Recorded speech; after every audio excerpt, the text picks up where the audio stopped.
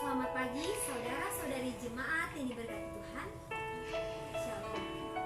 Apa kabar semuanya? Saya yakin bahwa di dalam pandemi COVID-19 ini kita semua baik-baik saja. Dan sebagai orang percaya, saya mengajak kita semua untuk menaikkan puji dan syukur kehadirat Tuhan. Karena Tuhan sudah memberikan kita nafas kehidupan sampai dengan saat ini. Di saat ini, kita akan membacakan dan mendengarkan berita firman Tuhan yang terdapat di dalam kitab Kudus Perjanjian Baru, yakni kitab Efesus pasal 5 ayat yang ke-15 hingga ayat yang ke-17 di bawah perikop anak-anak perang. Karena itu, perhatikanlah dengan seksama bagaimana kamu hidup, janganlah seperti orang bebal, tetapi seperti orang arif, dan pergunakanlah waktu yang ada, karena hari-hari ini adalah jahat. Sebab itu janganlah kamu bodoh, tetapi usahakanlah supaya kamu mengerti kehendak Tuhan. Saudara-saudari jemaat yang diberkati Tuhan, kita hidup di dalam ruang dan waktu. Segala sesuatu yang kita kerjakan dan apa yang kita pikirkan, semuanya membutuhkan waktu. Tidak ada seorang pun di dunia ini yang bisa lepas dari waktu. Kita lahir ada jamnya. Jam berapa, hari apa, tanggal berapa, bulan berapa, dan tahun berapa kita lahir. Sama halnya dengan orang yang sudah meninggal. Orang yang sudah meninggal pun, entahlah jam berapa mereka meninggal, hari apa mereka meninggal, bulan apa, dan tahun berapa. Tuhan sendiri menciptakan dunia ini membutuhkan waktu. Tuhan menciptakan alam semesta ini 6 hari lamanya. Hari pertama sampai dengan hari ke-6. Mau dan tidak mau, suka dan tidak suka, kita semua ini ada di dalam ruang lingkup waktu. Dalam 1 tahun terdapat 12 bulan.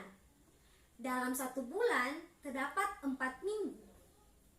Dan dalam 1 minggu terdapat 7 hari. 1 hari ada 24 jam. 1 jam yakni ada 60 menit. Dan 1 menit ada 60 detik. Jadi, sadar atau tidak sadar, suka dan tidak suka, saudara dan saya sedang menjalani yang namanya waktu. Kita kuliah atau sekolah membutuhkan waktu. Mungkin kita kuliah selama 4 tahun, bahkan lebih dari 4 tahun. Kita mengerjakan tugas-tugas dan membuat tugas yang telah diberikan, semuanya membutuhkan waktu. Tetapi keadaan yang terjadi adalah kita sering menyia-nyiakan waktu dengan hal-hal yang tidak berguna. Kita terlalu sibuk melakukan hal-hal yang secara langsung tidak ada hubungannya dengan tujuan yang seharusnya kita lakukan. Yaitu, kita harus belajar. Tetapi pada kenyataannya, kita lebih sering berbuat semau kita, tanpa memperhatikan waktu yang ada. Saya dan saudara ingin bebas. Tetapi, yang mau saya tanyakan, apa itu bebas? Apa itu kebebasan? Bill Gothard mengatakan, kebebasan bukanlah hak untuk melakukan apa yang saya mau, melainkan kekuatan untuk melakukan apa yang seharusnya kita lakukan. Jadi, saudara-saudara yang diberkati Tuhan, bacaan kita saat ini Efesus 5 ayat 15 hingga ayat yang ke-17. Efesus ini menemukan nasihat-nasihat dari Rasul Paulus untuk menunjukkan anugerah keselamatan dari Tuhan. Ia begitu menekankan anugerah keselamatan itu. Tetapi selain itu juga, ia menasihati jemaat di Efesus untuk mengisi keselamatannya dengan menjadi anak-anak terang. Saudara-saudari yang diberkati Tuhan, perhatikan pada ayat yang sudah kita baca tadi. Pada ayat yang ke-15 dikatakan, perhatikan bagaimana kamu hidup. Jangan seperti orang bodoh, orang yang belum menerima anugerah keselamatan dari Tuhan. Tetapi hiduplah seperti orang arif, orang yang mengerti dan apa yang seharusnya kita lakukan. Kalau kita teliti dalam bacaan kita saat ini, begitu banyak kata jangan, jangan, dan jangan. Ini membuktikan bahwa hal itu benar-benar tidak boleh kita lakukan, atau hampir dilakukan. Makanya paling sering dikatakan jangan dan jangan. Kita semua adalah orang-orang arif apabila kita mengerti dan menyadari bahwa kita sudah diselamatkan oleh Tuhan. Terlebih lagi, kita menyadari bahwa dengan anugerah keselamatan itu, kita mampu dan kita mempunyai inisiatif untuk mengisinya. Bagaimana caranya kita dapat mengisinya? Yakni kita memaknai waktu itu, memaknai waktu kita untuk hal-hal yang berguna. Jangan semau kita. Ingat, jika kita tidak bisa menyadari bahwa waktu ada atau kesempatan ini adalah anugerah dari Tuhan, untuk kita bisa mengisi dan memaknai keselamatan kita, maka kita sudah mengecewakan hati Tuhan, membuat dan memberikan waktu itu untuk kita. Pada ayat yang ke-16, waktu tidak akan pernah bisa kembali lagi. Gunakanlah waktu sebaik mungkin setiap kesempatan yang ada padamu, karena masa ini adalah masa yang jahat.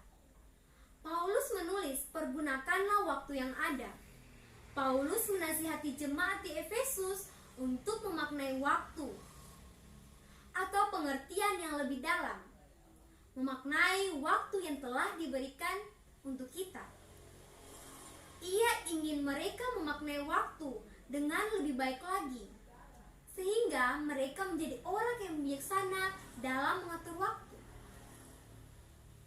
Saudara-saudari jemaat yang diberkati Tuhan, saudari perlu tahu, kita hidup di dalam dimensi waktu, yaitu waktu yang sekarang ini. Tetapi jangan lupa, kita juga sedang menjalani dimensi waktu yang akan datang. Waktu yang bersifat kekekalan atau waktu yang akan berdampak bagi kehidupan kita yang akan datang. Hidup itu singkat, gunakanlah waktu atau kesempatan yang ada dan ambil kesempatan yang ada di dalamnya. Raihlah kesempatan yang kalau ada, sebab kita sudah melewatinya, kita tidak akan pernah bisa kembali pada kesempatan itu.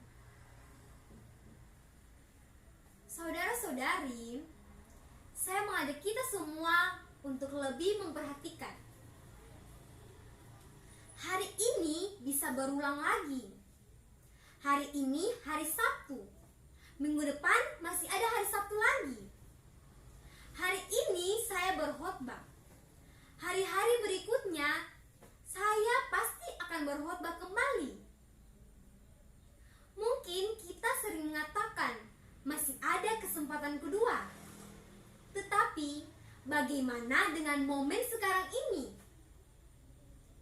Apa yang kita pikirkan dan apa yang harus kita lakukan saat ini berdampak bagi kehidupan kita yang akan datang nanti.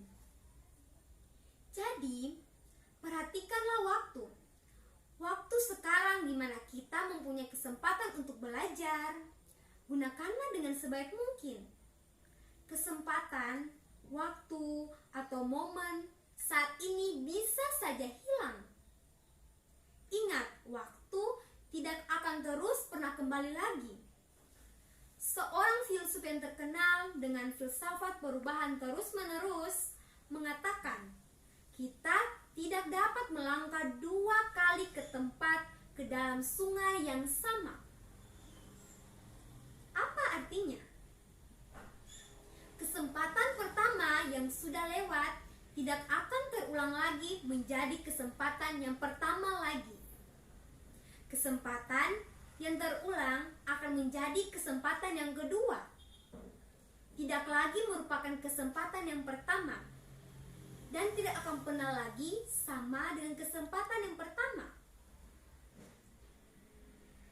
Tugas kita sekarang ini adalah memahami bahwa waktu tidak akan pernah bisa kembali lagi. Jadi, maknailah waktu dengan baik. Raihlah kesempatan yang ada untuk belajar, mengembangkan talenta, menambah wawasan, semuanya untuk kemuliaan Tuhan. Usahakanlah supaya kamu mengerti kehendak Tuhan. Ayat ini mengatakan bahwa kita harus mengerti kehendak Allah. Bagaimana kehendak Allah yang kita pahami? Secara keseluruhan membahas mengenai menjadi anak terang dan berbagai nasihat untuk melakukannya. Salah satunya yang sudah kita bahas tadi adalah dengan menggunakan waktu sebaik mungkin. Karena waktu bisa saja hilang dan tidak akan pernah bisa kembali lagi. Salah satu kehendak Tuhan bagi kita adalah menyadari bahwa waktu itu adalah pemberian dari Tuhan. Allah sendiri menciptakan dunia dengan menggunakan waktu. Padahal Ia bisa menciptakannya dalam sekejap. Tidak perlu 6 hari lamanya. Dari sini kita lihat bahwa Allah yang Maha Kuasa saja dapat menggunakan waktu. Apalagi kita yang hanya ciptaan biasa.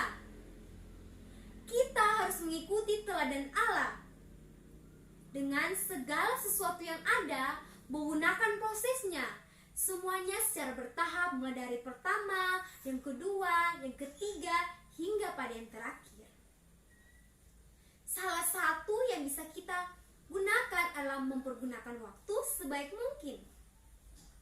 Dengan kita menyadari bahwa waktu adalah pemberian Tuhan, maka kita akan mulai mengubah setiap kebiasaan kita yang tidak baik.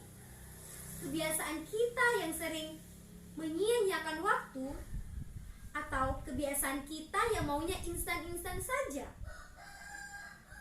yang hanya mau diberi saja tanpa mengerjakan apapun,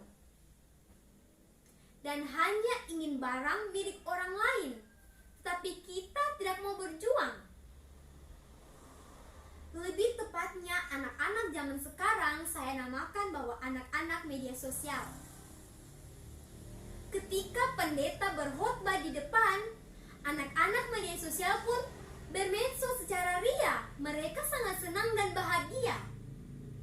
Mereka sering check-in lokasi mereka bahwa saya sedang berada di dalam gereja Nafiri Sion, atau saya sedang berada di dalam gereja Sion. Mereka berselfie sambil mengunggah status lagi di gereja, lagi mengikuti ibadah, atau selamat hari Minggu.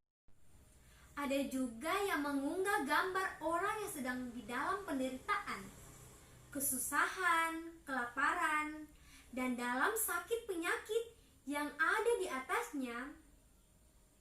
Banyak terdapat kalimat ketik amin agar mereka yang ditolong Tuhan dan akan diterbebaskan dari penyakit, kelaparan, penderitaan, dan lain-lain sebagainya. Ketik amin dan bagikan kepada 5 teman terdekat Anda. Hal-hal seperti ini, anak-anak model apa? Yang menurut saya, anak-anak media sosial. Jangan bodoh. Jadilah anak-anak yang bertumbuh dan berakar, berbuah dan tidak diombang-ambingkan berbagai rupa dan pengajaran sesat. Jadilah Kristen yang berpegang kepada firman Allah dalam hidup dan kehidupan yang baik. Gunakanlah media sosial untuk berbagi ayat firman Tuhan untuk memotivasi, menguatkan, menginspirasi, mencerahkan, menyabarkan, dan bukan sebaliknya, untuk menyesatkan, dan lain-lain sebagainya. Tuhan telah membuka jalur media sosial pada masa kita ini untuk memungkinkan setiap orang Kristen untuk memberitakan Injil keselamatan kepada seluruh orang di dunia ini. Yang kita perlu, jangan membuang-buang waktu. Mulailah dari diri kita sendiri. Jangan tunggu orang lain berubah baru kita ikut-ikutan berubah. Thomas Adam mengatakan, orang yang mereformasi dirinya sudah melakukan hal untuk mereformasi orang lain. Dan salah satu alasannya mengapa dunia ini tidak mengalami reformasi adalah karena tiap-tiap orang menyuruh orang lain untuk memulainya. Dan tidak pernah berfokus bahwa dirinya yang harus memulainya. Mungkin kita bertanya, bagaimana caranya untuk kita dapat menghilangkan kebiasaan buruk kita? Cara terbaik untuk menghentikan kebiasaan buruk adalah dengan tidak pernah memulainya. Jadi, jangan pernah melukai hati orang lain. Dan jangan pernah menyuruh orang lain untuk melakukannya. Tetapi, bagaimana kita yang seharusnya memulai duluan? Memulai untuk melakukan sesuatu yang tidak menghargai waktu yang Tuhan sudah berikan kepada kita. Waktu tidak akan pernah bisa kembali lagi. Jangan sia-siakan waktu. Marilah kita menyadari bahwa waktu ini adalah kesempatan yang Tuhan sudah berikan untuk kita. Untuk kita dapat belajar, meraih cita-cita yang kita impikan, atau mengembangkan diri kita di berbagai macam ilmu dalam bidang dan lain-lainnya. Ingat, segala sesuatu yang kita lakukan sekarang ini akan kita mempertanggungjawabkannya pada nanti. Jadi, apapun yang kita lakukan, usahakanlah bahwa apapun itu semuanya sudah berkenan di hati Tuhan. Kiranya Tuhan memberkati kita semua. Amin.